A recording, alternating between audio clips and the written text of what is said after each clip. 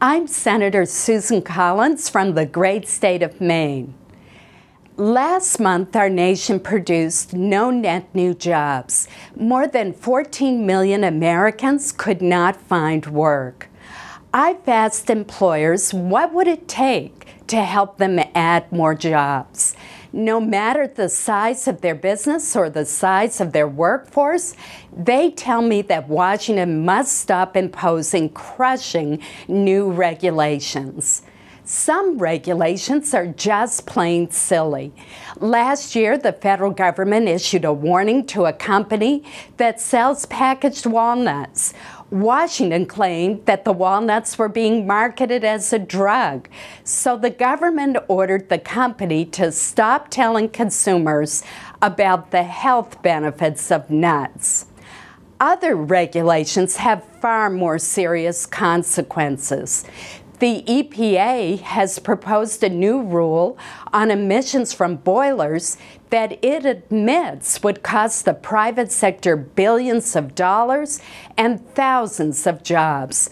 No wonder employers dread what is coming next out of Washington. Overregulation is hurting our economy. Unfortunately, the problem is only growing worse.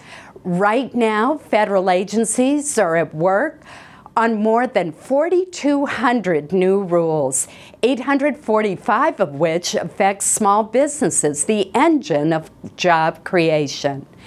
More than 100 have an economic impact of more than $100 million each. No business owner I know questions the legitimate role of limited government in protecting our health and safety.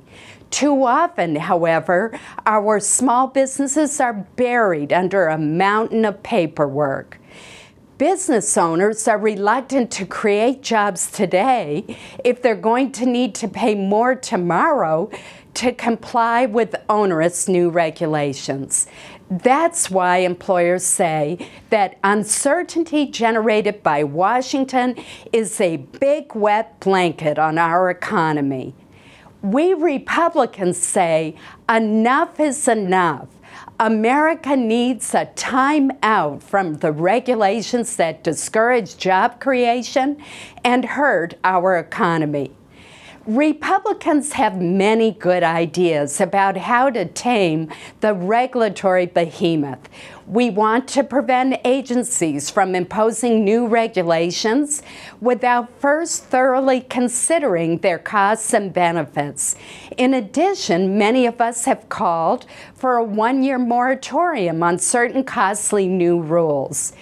If a rule would have an adverse impact on jobs, the economy, or America's international competitiveness, it should not go into effect. That EPA rule on boilers is a good example of why we need a regulatory timeout. If it went into effect as written, a recent study estimates that this rule, along with other pending regulations, could cause 36 pulp and paper mills across the country to close.